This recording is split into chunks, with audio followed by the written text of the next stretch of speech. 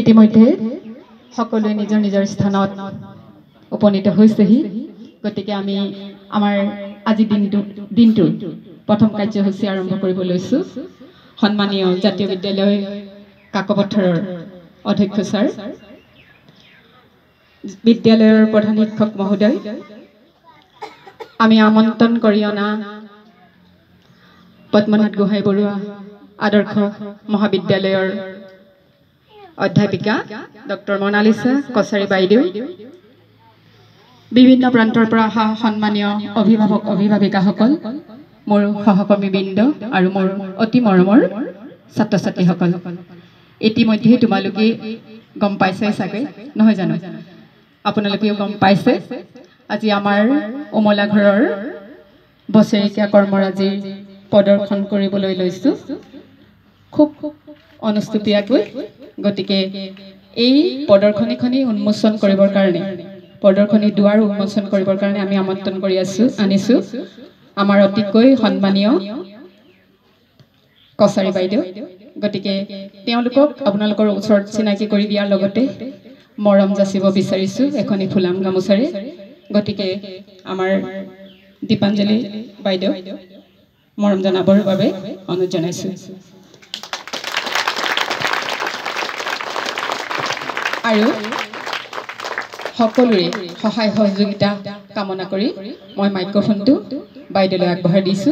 লগে লগে আমাৰ প্ৰদৰ্শনী দুৱাৰ উন্মোচন কৰিবৰ বাবে অনুৰোধ জনাইছো ধন্যবাদ সুপ্ৰভাত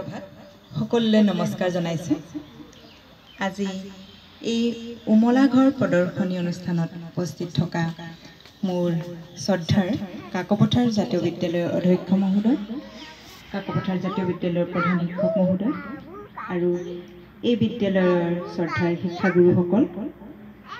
শ্ৰদ্ধাৰ অভিভাৱক অভিভাৱিকাসকল আৰু মোৰ অতিকৈ মৰমৰ ছাত্ৰ ছাত্ৰীসকল আচলতে পোনপ্ৰথমে মই আজি ধন্যবাদ জনাইছো আমাৰ ভুগিল নেওগ ছাৰলৈ অধ্যক্ষ মহোদয়লৈ তেখেতে আজি ইমান সুন্দৰ এটা অনুষ্ঠানলৈ মোক আজি আমন্ত্ৰণ জনাইছে মই নিজেই সৌভাগ্যৱান বুলি অনুভৱ কৰিছো কাৰণ আমি এছাম ডাঙৰ ল'ৰা ছোৱালীৰ মাজত থাকো এই লৰালি কালচোৱালৈ উভতি যাবলৈ পালে সঁচাই সেই সময়ছোৱালৈ উভতি যাবলৈ পালে একো আৰু সুখৰ কথা নাই আমি কণমানি মুখবোৰৰ নিষ্পাপ এই শিশুবোৰৰ মাজত যেতিয়া থাকো নিজকে এই জটিল সময়ত আমি যে আছো সেইবোৰ পাহৰি যাওঁ এটা বেলেগ ধৰণৰ সংঘাতময় জীৱন পাৰ কৰি আছো কিন্তু আমি মানসিকভাৱে হলেও বা আমাৰ সময়ছোৱা আমি পাৰ কৰি গৈ আছো এক বেলেগ ধৰণৰ এটা জীৱনলৈ গুচি গৈ আছো পাহৰি যাওঁ আমি যেন লৰালিৰ সেই সুন্দৰ সময়ছোৱালৈ যেন নিজে উভতি আহিছো তেনেকুৱা লাগে আজি উমলা ঘৰ আজি ময়ো উমলিম বুলিয়ে আহিছো উমলা ঘৰৰ প্ৰদৰ্শনী যি অনুষ্ঠানলৈ মোক আমন্ত্ৰণ জনাইছে ময়ো সেই কণমানিবোৰৰ লগত উমলিম আৰু শৈশৱটো নিজৰ শৈশৱটো উভতাই আজি পাম বুলি মই ভাবিছো ইমান এটা সুন্দৰ অনুষ্ঠান আপোনালোকে অনুষ্ঠিত কৰিছে ছাত্ৰ ছাত্ৰীসকলৰ যি বৌদ্ধিক মানসিক বিকাশ ঘটিব এনেকুৱা অনুষ্ঠানৰ পৰা ছাত্ৰ ছাত্ৰীসকলৰ সৃষ্টিশীল প্ৰতিভাবিলাকৰ বিকাশ ঘটিব আমি ছাত্ৰ ছাত্ৰীসকলক আজি আমি শিশু হিচাপে পাইছো কিন্তু এই ছাত্ৰ ছাত্ৰীসকলৰ হাততেই আমাৰ দেশৰ ভৱিষ্যত তেওঁলোকেই আমাৰ সম্পদ আমি মানৱ সম্পদ গঢ়ি আছো আৰু আমাৰ শিক্ষকসকলেও তেনে এটা চেষ্টা অব্যাহত ৰাখিছে তেওঁলোক যাতে সম্পদ হৈ উঠে সকলো ফালৰ পৰা দেশখনক আগবঢ়াই নিবলৈ আমাক সুস্বাস্থ্য অধিকাৰী মানুহ লাগিব মানসিকভাৱে শক্তিশালী মানুহ লাগিব আৰু কৰ্মপটু মানুহ লাগিব এই সকলোবোৰৰ পৰা শ্ৰেষ্ঠ মানৱ সম্পদ গঢ়াত যি আমাৰ বিদ্যালয়সমূহেই হওক বা বিশ্ববিদ্যালয় হওক মহাবিদ্যালয় হওক সকলোৱে তেনেধৰণৰ এটা কামতেই প্ৰবৃত্ত হৈ আছে আজি শিশুসকলৰ মুখত সেইকাৰণে দেখা পাইছোঁ মই তেওঁলোকৰ ভৱিষ্যত